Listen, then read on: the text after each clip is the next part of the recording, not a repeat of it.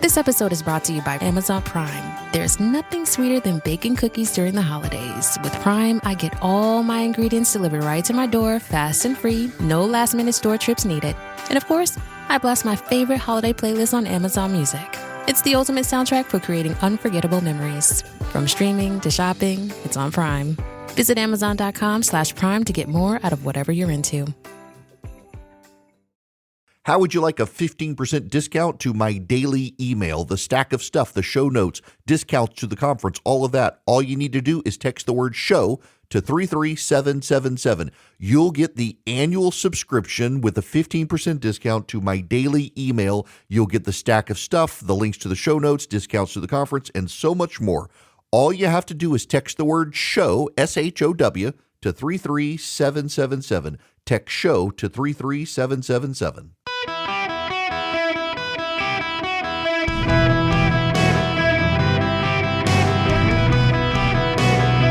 Welcome to the Eric Erickson Show podcast, Hour 1. Hello and welcome. It is Eric Erickson here across the United States of America. Glad to have you with me today from the flagship studio in Atlanta, Georgia, WSB. The phone number, 877-973-7425. If you want to be on the program, although just hold up for a little bit because I want to talk to you for a little bit.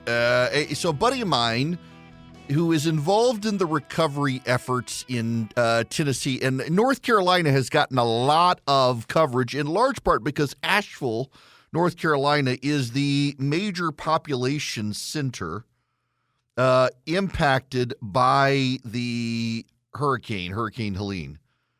There are Chattanooga, Knoxville, those areas of eastern Tennessee, Johnson City, they're not as impacted, even though they are severely impacted. But Asheville is it's the liberal mecca. It's the place that all the progressives in the press know, and it really is badly damaged. The northern end of South Carolina, north of Travelers Rest, the Greenville area, easily up to Waynesville, Hendersonville, Asheville, Hot Springs. You get further up into Brevard and Boone and places like that. Roads are just washed out. Banner Elk and Blowing Rock, it's a disaster. So many roads closed, washed out, ruined.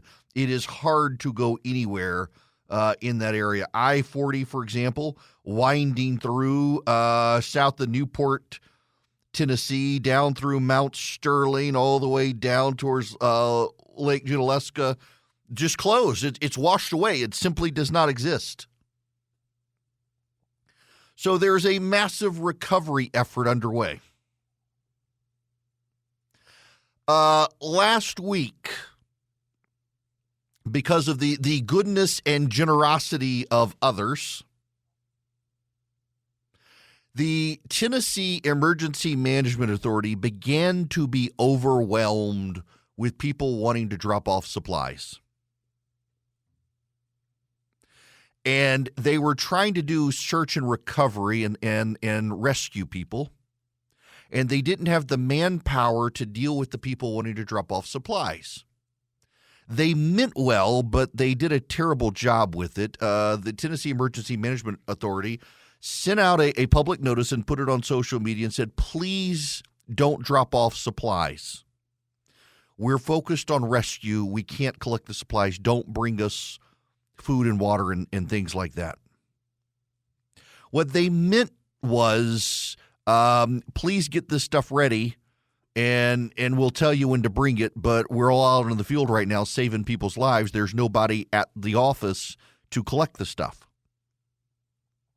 Maybe they could ask for a church or volunteers or what have you. They didn't. They did that. Well, bots on social media began to manipulate that. And it went from please don't bring supplies to the Tennessee Emergency Management Authority and FEMA are rescuing people and then stealing their water and property. It's true. In fact, a couple of prominent national radio show hosts who will go nameless began circulating what were bots. Now, here's how I know that they're bots. Hey, Siri, what time is it in Moscow right now? In Moscow right now, it's 7:10 p.m. The bots are going silent. It's just so wild that the people that started the rumor, their accounts were active on Moscow time, like 9 to 5. About 2 hours ago, on a regular basis, these bots that were starting these rumors, they stopped tweeting. That's one of your telltale signs, is like these overnight accounts, they're on Moscow time.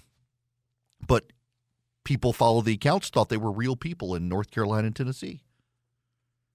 And they went from the post, the poorly worded post of please don't bring us food and water, to the reason they don't want your food and water is they're taking it from the people they're rescuing. They're even confiscating their land. And some conservative radio show hosts began circulating it. And it whipped people into a frenzy. And other people believed it. And so now you've got people out there convinced that the Tennessee Emergency Management Authority, if you're being rescued, once you're rescued, they're taking your property. And there have now been a couple instances of people worried when FEMA and the Tennessee Emergency Management Rescue showed up. And, oh, my gosh, are they here to confiscate my land and take my water? No, they're here to do a well check.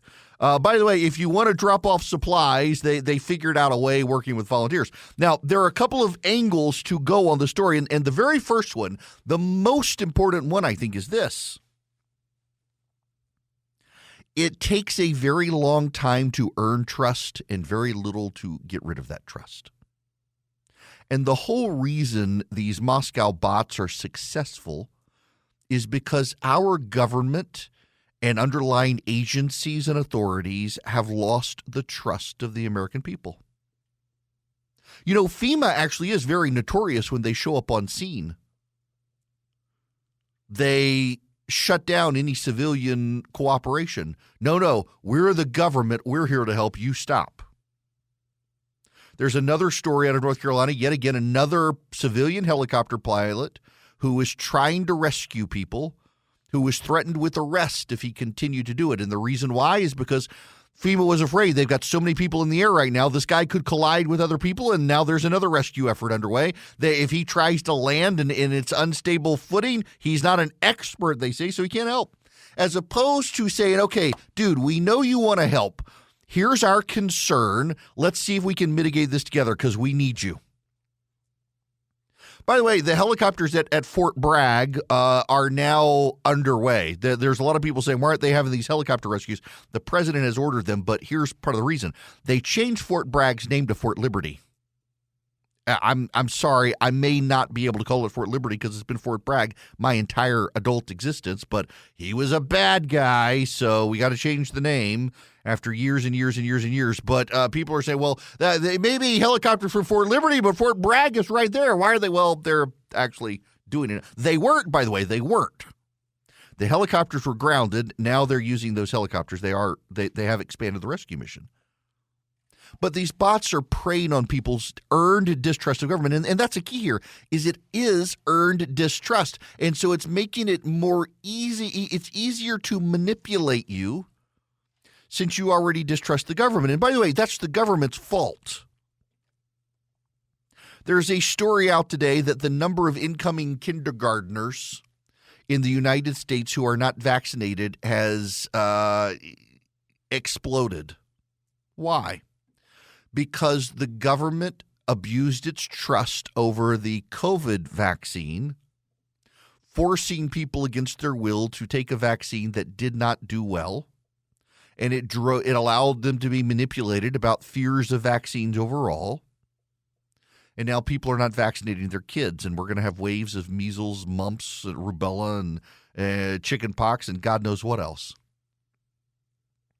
As an aside, remember all of the fear scenarios about the HPV vaccine? And I got to admit, I was one of the people very skeptical of it, of the mandatory HPV vaccine. Our daughter wound up getting the HPV vaccine. My wife, like, you know what, we're going to do this. So here's the thing. There is a research study out of Scotland. There has been no ovarian cancer, or cervical cancer rather. There has been no cervical cancer in the demographic of women who started taking, who got the HPV vaccine. They have pretty much wiped out cervical cancer in Scotland among younger women. And the only common tie is they all have the HPV vaccine. It actually has done what the experts said it would do, and cervical cancer is now something that younger generations are not dealing with because of the HPV vaccine. It's a medical success story.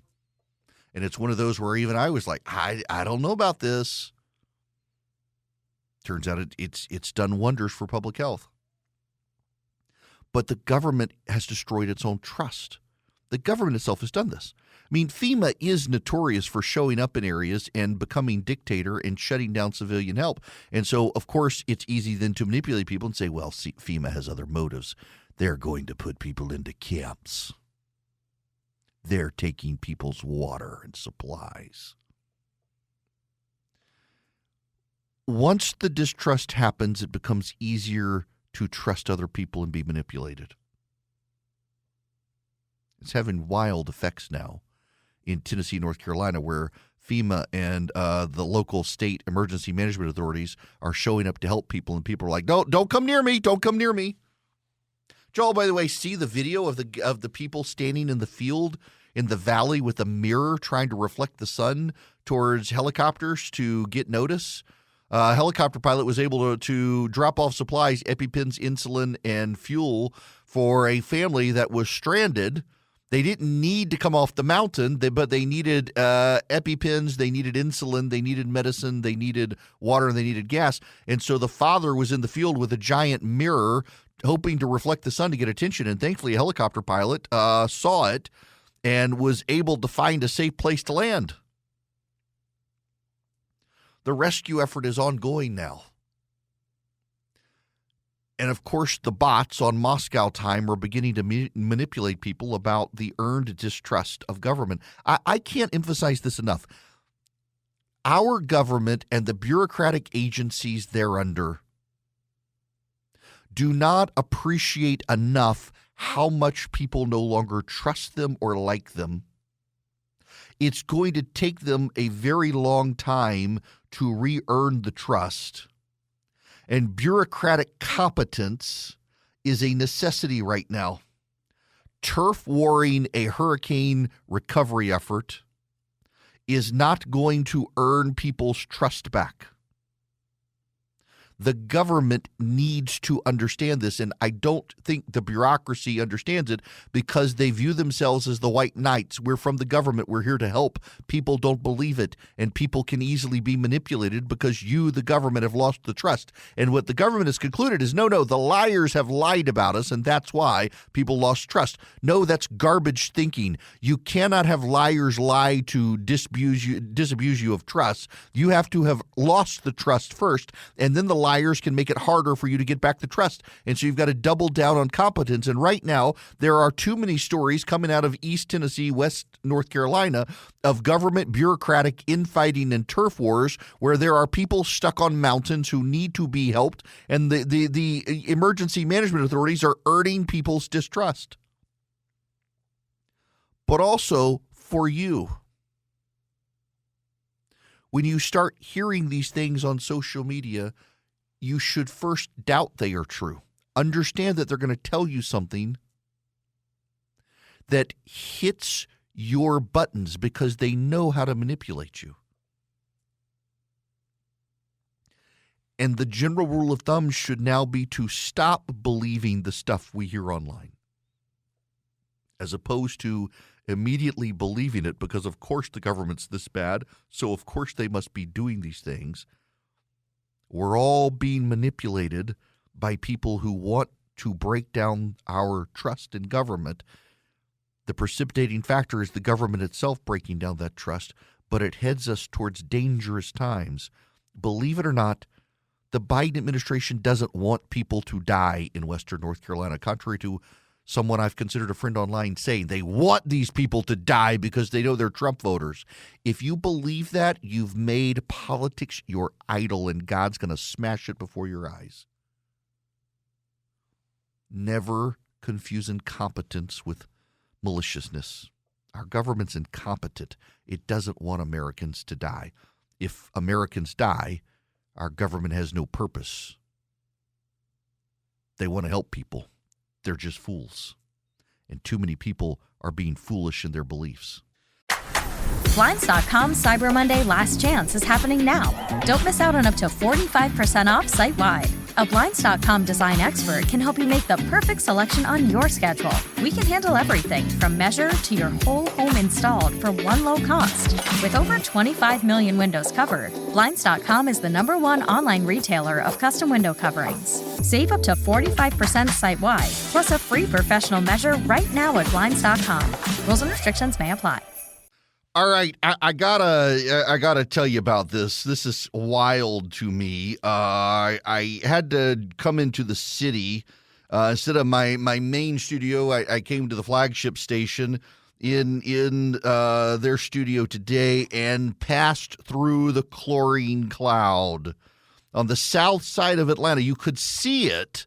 It was like you were driving into fog, and sure enough, it was a big fog, and it really did look like you were walking through fog or driving through fog, and you could look up and you could actually see where it ended. It was so wild to drive through, and it smelled vaguely like chlorine, and it's from that plant. What is it? Biolabs. Now, Biolabs is not a biolab. That's the name of the company.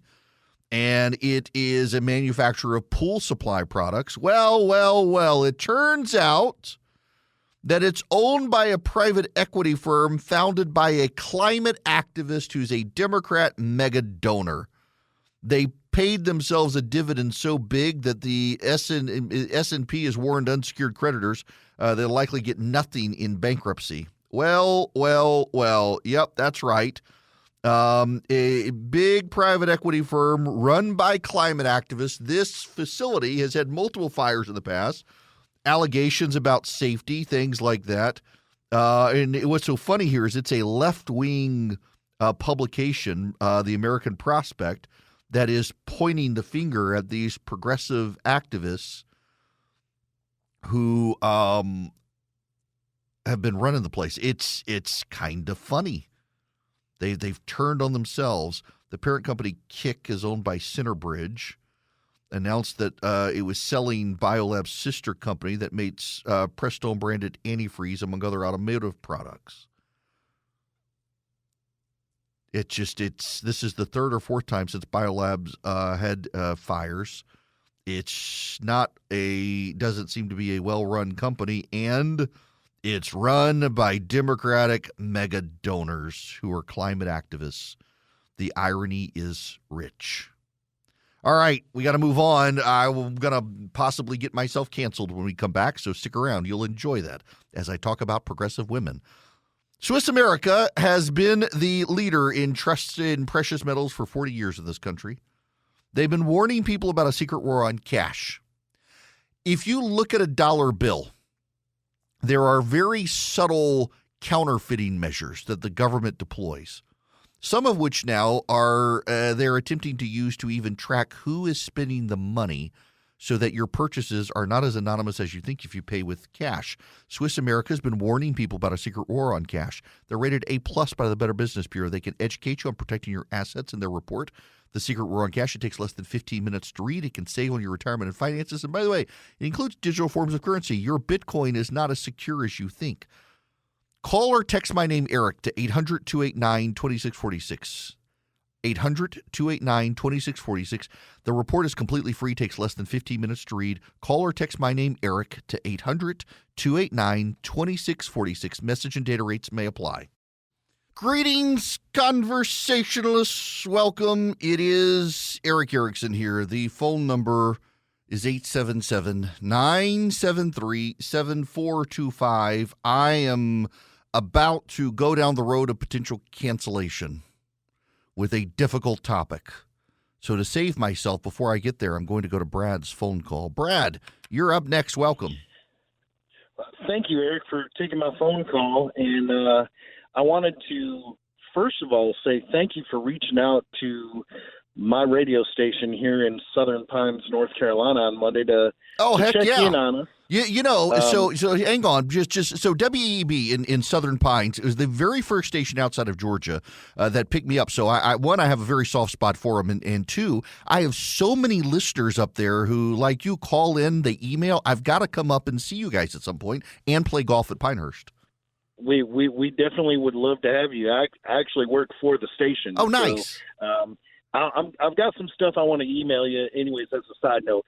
But I wanted to call in because I came across an article last night from the Raleigh News and Observer dated August 1st that brought up some of the reason why a lot of people don't trust the federal government and any of the agencies when it comes to disaster relief.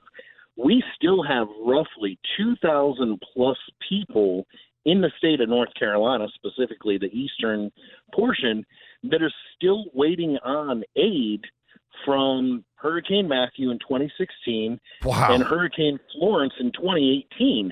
And, I mean, there's people that are still living out of motels, 8 years later from some of these storms. It's just absolutely atrocious. So I can see why some people don't trust when FEMA comes in. And we've got a regional airport here that they've been sending flights out every day since I believe it was Sunday, taking aid out to the mountains. There's another regional airport about 30 minutes north of here that they just reported is starting to take it as well. So I would hate to see, FEMA come in and stop that private sector from bringing that aid in. Well, and not only that too, Brad. You mentioned this, but it's such a good point. I remember after Katrina, I'm from Louisiana. My parents are still down there, and I know this is the same situation with Helene. It was the Southern Baptist North American Mission Board and Walmart and the Salvation Army that beat everybody else in Katrina, and the same sort of thing is taking shape in North Carolina and Tennessee. It was the Baptists and the private sector showed up before the government.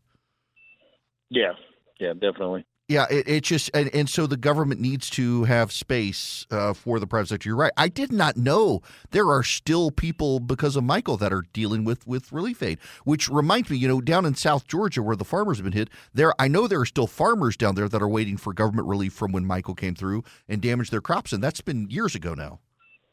Yeah, definitely. Well, I'll send you a link to that article if you want a good read on it, and do what you want with it from there. But I think it's a good, interesting read. Yeah, absolutely. I'll do it. Thanks, man. It's good to hear from you, and you guys stay safe up there. I was so happy to be able to call in and just check on you guys the other day at WEB. I was a little worried, and everybody's like, it's much further, far worse to the west of us. So I'm glad you guys were spared. But man, the devastation up there. I continue to see the footage out of North Carolina. They're actually asking people now to stop flying their drones in rescue areas that are just serving as videographers of the damage because they've got so many helicopters and planes in the sky now.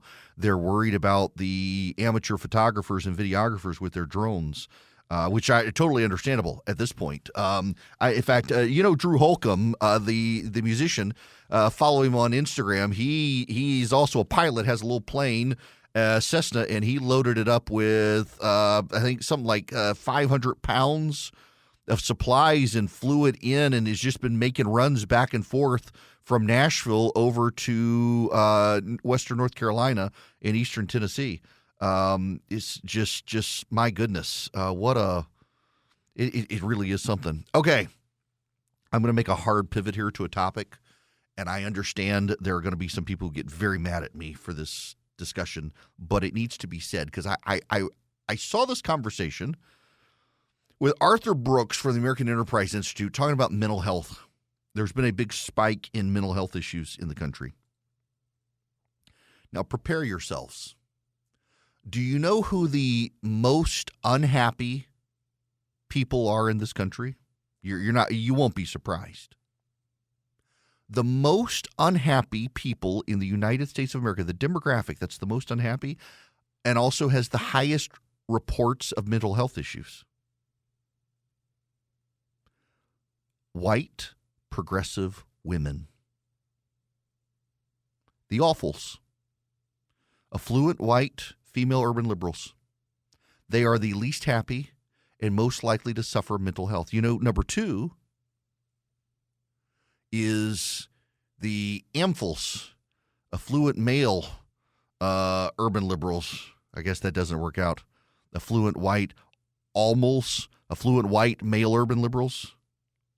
They actually used to have the most unhappiness, and then they also had the most mental health issues. Now, many of them then became identified as women, and I guess that's carried over. The most happy people are men who believe in God. The second most happy group are women who believe in God, particularly conservatives. Conservative, God-fearing Christians are the happiest people in the United States. And by the way, that transcends race. If you are a black believer in Jesus, you are far, far happier than a white person who doesn't believe in Jesus. But wait, there's more. You know who is a growing subset of unhappy people? The conservatives who have stopped going to church and have started going to political rallies. I follow some. There's a group around me. They harass me constantly about supporting Brian Kemp, and these are people who they used to talk about Jesus, and now all they do is talk about Donald Trump. And they're increasingly angry, increasingly unhappy, increasingly prone to conspiracy theories, and there's not a whole lot of difference between them and the progressive women who are deeply unhappy, and the subset is starting to show up. So people who are conservatives, and they say they believe in Jesus, but they don't act like it. They don't go to church. They're not part of a church community, anything like that, are increasingly prone to issues with mental health, depression, despair, and anger. But I want to actually focus on that group that has become the most unhappy, the one most prone to mental health issues. Progressive white women. They are angry. They are prone to believing anything is a slight. They have no grace in their heart. And this is where it gets me in trouble. I know the problem. It's easy for me, conservative, evangelical white man, to put my finger on the problem. It's going to be really upsetting for them to hear my diagnosis of the problem, but it's true. Truth is not mean. It's just truth. You know what the problem is? They're chasing a lie. They're chasing a lie. They've been told they can have their cake and eat it too.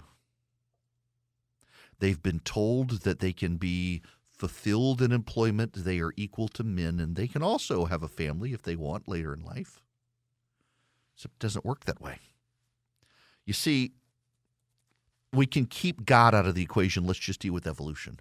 Although I will note that because people who believe in God tend to be happier and live longer, maybe belief in God is an evolutionary thing. Maybe let's just take it from the atheist perspective that God's not real. Okay, except believing in God actually makes you live longer and gives you a happier life. So if God's not real, then evolution suggests that those of us who believe in God are more highly evolved because we're happier and live longer.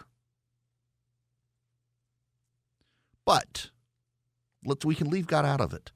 Just look at nature. In nature, you have a distinct male and a distinct female. Only among human beings do men now think they can become women and women think they can become men. The rest of nature, it's not true. To the extent there are, for example, animals that have genetic mutations where they somehow do this, the nature itself ultimately ends that through lack of being able to procreate. But there are unique roles within nature for a male and a female of a species, as there are among humans. Women are not biologically equal to men. They can't lift as much. They can't run as far. They don't have the physical endurance that a man has. They also have a nurturing instinct that a man doesn't have, and yet the world tells them they're to be equal as men and can be in perpetual pursuit of actual physical, biological equality when you really can't be. How can you be happy if you're in perpetual pursuit of this? And on top of that, you've rejected a belief in a higher being, and you're now the highest being. You believe that you should be able to control your life as opposed to the Creator actually plays a role in the control of your life. You are your own God, and yet you don't have the powers of God Almighty, and so you get angry. Why are the men taking away my ability to kill a child? I uniquely have that power, and I should be able to play God and kill the child if I want. How dare they deprive me of my power as a deity? I should be able to be a mother and the CEO of a company and have competent, good, well-behaved kids who are smart and engaged and loving, and I should not have to miss their soccer games and Little League, and also should be able to attend the board meetings. You can't do it. You burn yourself out. Progressive women have been told a lie by feminism. Conservative women rejected the lie for the truth. There are men and women, and each has a role to play in society that is different.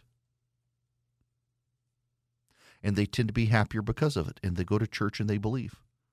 But to tell a progressive woman, there's God, and he actually made men and women complementary of each other, not equal to each other, and each has a distinct role to play, that's heresy. How dare you sexists say something like that? And yet, the people who believe it are happier and live longer.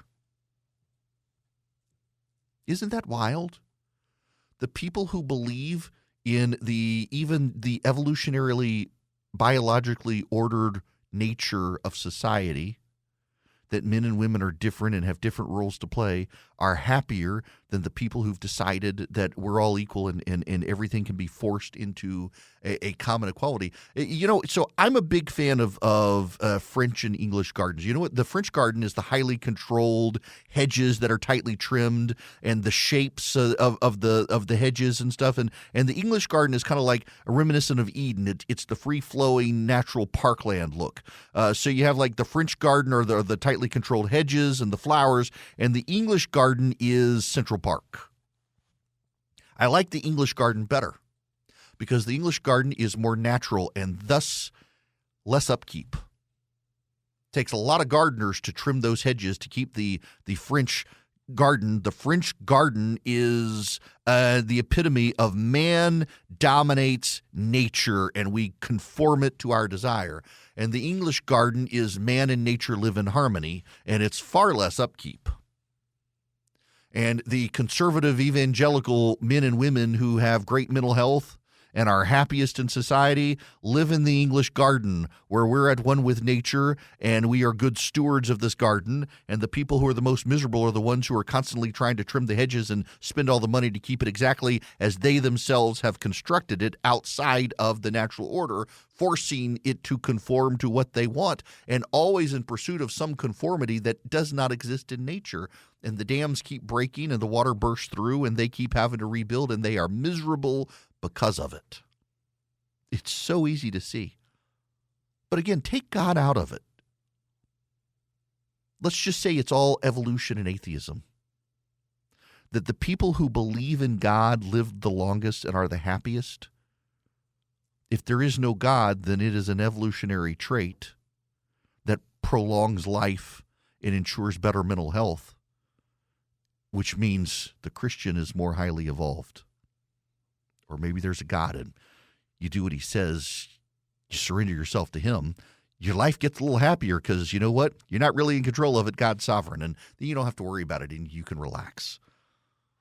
It's one or the other, people. You pick. The Eden Pure Thunderstorm can clean the air in your home. It can wipe out nasty odors.